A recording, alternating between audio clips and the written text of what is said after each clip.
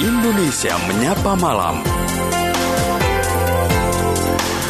Terima kasih pendengar, Anda masih setia bersama kami dalam Indonesia Menyapa Malam Pro 3 RRI Jaringan Berita Nasional. Masih bersama saya Lukman Tara. Dan di kesempatan malam hari ini kita akan membahas terkait dengan Piala Dunia 2026.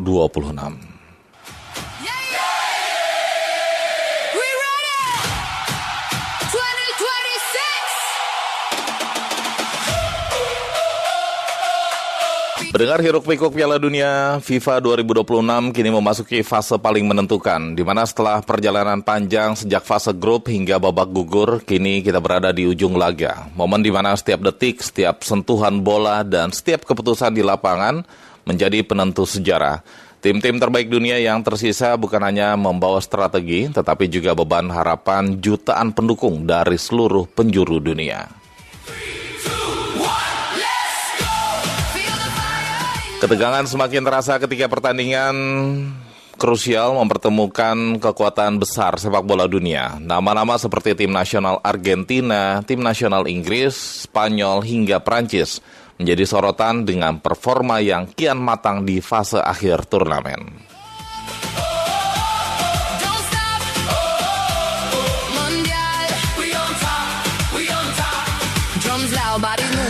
Lalu apa saja catatan penting dari perhelatan Piala Dunia 2026? Kami akan membahasnya bersama dengan pemerhati sepak bola tanah air, Bung Kusnaini. Dan tentunya Anda juga bisa bergabung bersama kami di 0213523172, 0213844545, 0213866712, atau juga bisa melalui pesan WhatsApp kami di 081399399888.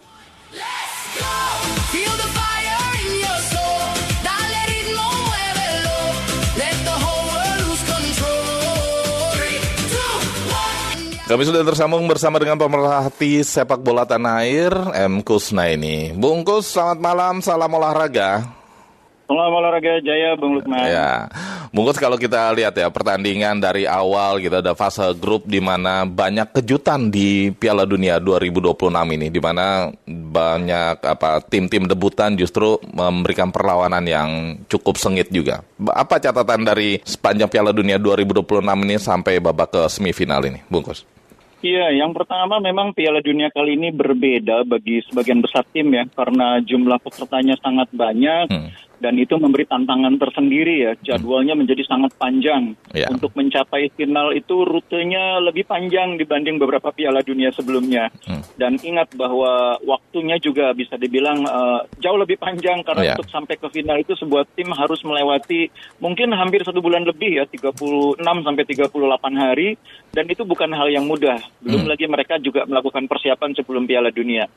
Nah, dalam keadaan seperti itulah menurut saya wajar kalau di awal Piala Dunia beberapa tim belum sepenuhnya siap ya. Karena memang mereka beradaptasi dengan sistem yang baru, ditambah lagi beradaptasi dengan tempat yang baru, di mana Piala Dunia kali ini kan jarak antar tempat itu jauh-jauh sekali ya. Beda dengan di Qatar di mana jaraknya mungkin bisa dicapai dengan kendaraan darat semuanya ya, dekat-dekat semua. Kalau Amerika ini kan jauh-jauh, sebagian besar harus ditempuh dengan penerbangan. Itu membawa konsekuensi terhadap kebugaran pemain ya. Makanya di laga-laga awal beberapa tim tidak begitu luar biasa permainannya ya, seperti Spanyol ditahan imbang oleh Tanjung Verde. Beberapa tim lain juga mengalami hal yang sama ya. Dan itu menurut saya wajar, karena ini adaptasi mereka terhadap sistem yang baru. Apakah ini juga menandakan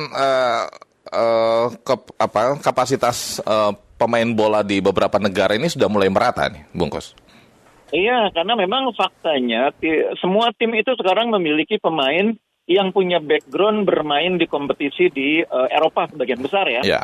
Bahkan pemain-pemain dari negara seperti Curaçao yang bisa dibilang debutan, itu juga punya pemain-pemain yang punya latar belakang Eropa.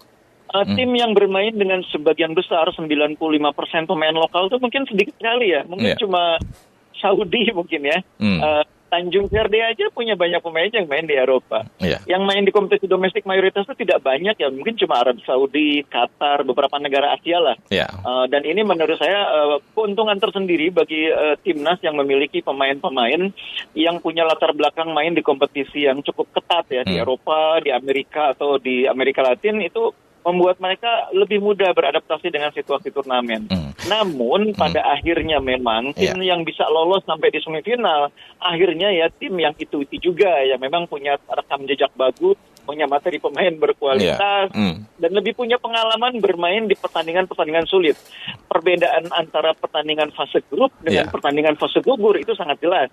Jauh lebih sulit, jauh lebih menekan secara psikologis, secara mental, dan tim yang punya pengalaman bermain lebih panjang di fase-fase sulit, itu kemudian bisa mendapatkan hasil yang lebih positif. Makanya sekarang 4 tim yang ada di semifinal adalah 4 tim yang sekarang menempati 4 peringkat tertinggi di peringkat FIFA. 1, 2, 3, 4. Baik, kita undang pendengar boleh ya, Bungkus ya, untuk bisa bergabung bersama kita. Pendengar silakan. Untuk Anda yang bergabung, kami buka di 0213523172, 0213844545, 0213866712, atau juga bisa melalui pesan WhatsApp kami di 081399399888. Kita sapa Pak Roni di Jakarta. Selamat malam. Salam olahraga Pak Roni. Saya Pak Lukmantara, Pak Bungkus. Silakan.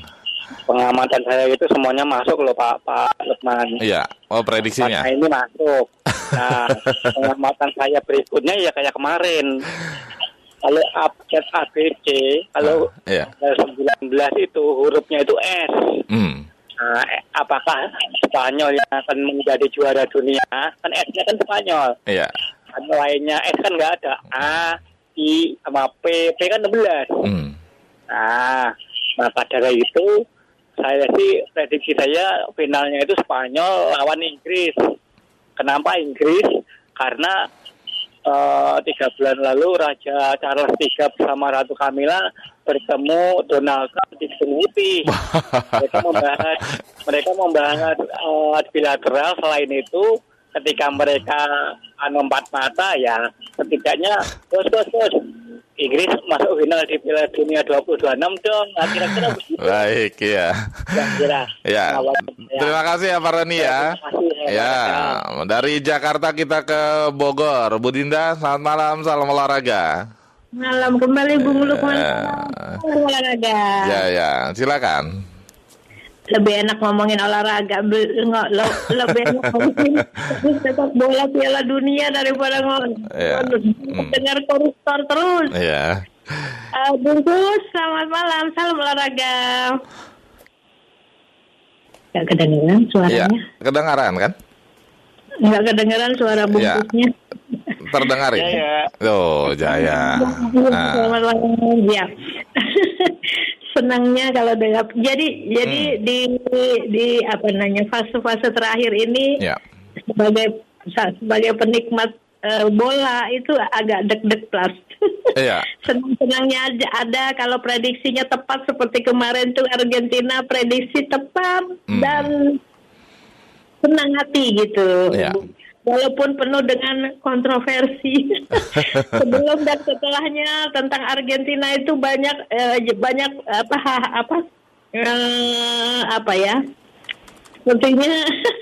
sepertinya begitulah ada kontroversi lah begitu ya. Tapi apapun ini Piala Dunia. Jadi kalau mau bicara nanti di final nih memang makin deg-deg plus karena jagoanku semoga menang nih, masuk nih Bungkus dan Bung Lukman. Semoga ya. Atau ketemu itu Bung Lukman. Terima kasih. Jaya. Dari Bogor kita ke Pekanbaru. Ada Pak Alpin. Malam Pak Alpin. Selamat malam Bung Lukman, Bung Kusneni. Saya tanyakan bagaimana Gus Neni ya. Ini kan ada dicuplikan di YouTube, Instagram ya tentang Norwegia gol kedua Bellingham itu katanya di kamera kena bola itu bagaimana menurut Bung Neni? Dan itu kedua saya bertanya sama Gus Neni. Kalau saya tuh ya klubnya saya tuh Perancis. Karena Perancis tuh kayak main ada tiki-takanya ada, Kit and Rose-nya gaya Inggris ada, Canancio Italinya ada, João Benito Brazilnya, apalagi Mbappe itu kayak tak ada mati-matinya energinya. Saya yakin sih ketemunya budak-budaknya Spanyol tunduk lah sama Prancis kan. Finalnya Prancis ketemu Inggris. Saya lebih Inggris pada Argentina karena Argentina tuh pemainnya dari tua-tua. Kalau Bosnia ini timnya sepak bolanya apa sih? Saya mau tahu. Itu aja tuh. Baik, ya. Ini dan wasit banyak berpihak ke Argentina sih, kayak bermain 13 orang atau 12 orang itu kan. Ya. Ada penonton Argentina, ada wasitnya. Itu menurut Bang Suneni itu kayak mana itu ya? Nah, wasitnya itu. Nah, terima kasih Bang Lukmantara. Selamat olahraga. Salam jaya. Jaya. Waalaikumsalam. Silakan bungkus. Iya. Tadi ada beberapa hal yang menarik. Ada yang menjagokan Spanyol ya. Iya. Ya wajar kalau Spanyol dijagokan ya, karena Spanyol ini kan sekarang salah satu tim terkuat di dunia. Iya. Dan dalam 2 tahun terakhir ini kan Spanyol ini sebetulnya tidak pernah terkalahkan ya. Iya. Jadi walaupun memang di awal di fase grup penampilannya tidak terlalu meyakinkan, tapi kalau tim bagus tuh memang pelan-pelan akan kelihatan kalau dia bagus gitu. Iya. Jadi semakin memasuki babak-babak akhir semakin kelihatan kalau Spanyol ini punya pemain-pemain yang matang gitu ya. Ada Lamine Yamal, ada Ferran Torres, ada Oyarzabal, Mikel Merino. Mulai pelan-pelan menunjukkan kemampuan terbaiknya. Yeah. Kalau ada yang menjagokan Prancis juga wajar, karena dalam 2 tahun terakhir ini Prancis juga sulit dikalahkan, cuma sekali kalah dari Pantai Gading. Kalau ada yang menjauhkan Argentina itu juga wajar, karena Argentina juga juara bertahan dan pernah penampilannya juga sangat stabil ya, apalagi punya Messi ya, yang di saat-saat sulit selalu bisa menjadi pembeda.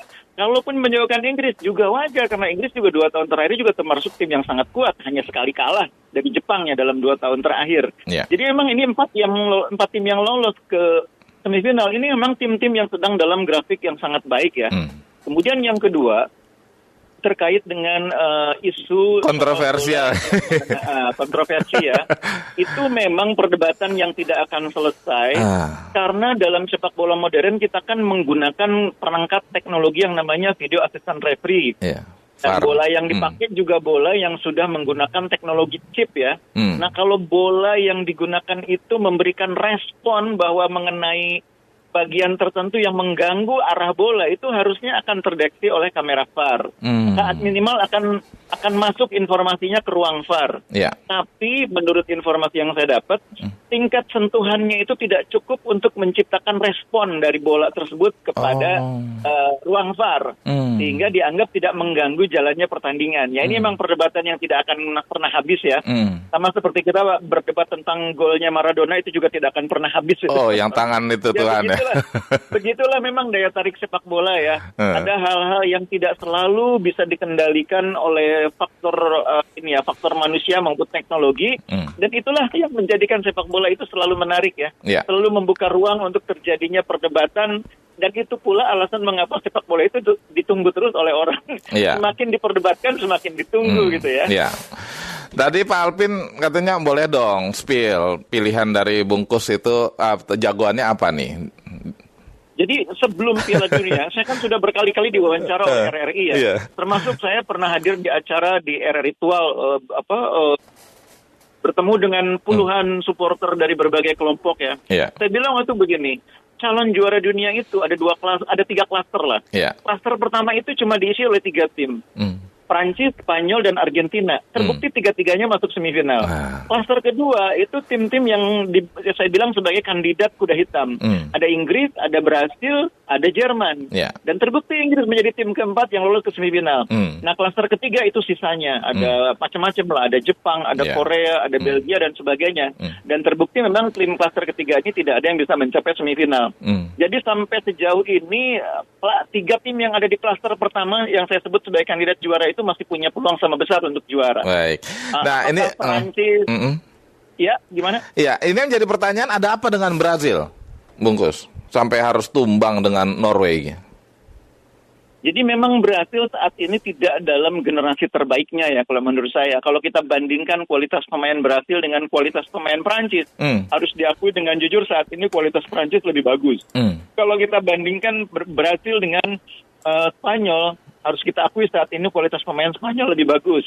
Nah mungkin kalau Brasil mau bisa menyaingi Prancis, bisa menyaingi Spanyol, harus ada pemimpin yang bisa mengangkat permainan tim. Masalahnya Brasil nggak punya pemain itu. Kalau Argentina masih punya Messi, sehingga meskipun kualitas pemainnya kalah dibanding Prancis dan Spanyol, kepemimpinan Messi bisa mengangkat level permainan tim. Nah sama dengan Inggris, level pemainnya mungkin sedikit di bawah Prancis dan Spanyol. Tapi kepemimpinan Harry Kane ditambah permainan Jude Bellingham yang bisa dibilang sebagai co-captain, itu membuat tim ini bisa terangkat kualitasnya oleh kepemimpinan dua pemain itu, Harry Kane dan Jude Bellingham. Nah itu yang tidak dipunyai oleh Brasil. Vinicius belum bisa mengangkat tim ya, belum bisa menggendong istilahnya. Pemain-pemain yang lain kualitasnya juga masih relatif saat ini tidak terlalu menonjol, sehingga akhirnya ya Brasil harus menerima kenyataan bahwa mereka saat ini memang belum bisa bersaing dengan levelnya Prancis, Spanyol maupun Argentina. Baik, nanti terima kasih waktunya untuk RRI Pro 3 malam hari ini, Bungkus. Sehat selalu dan salam olahraga. Jaya. Pendengar pemerhati sepak bola tanah air, Bungkus. Nah ini kami berbincang bagaimana catatan Piala Dunia 2026 di ujung laga.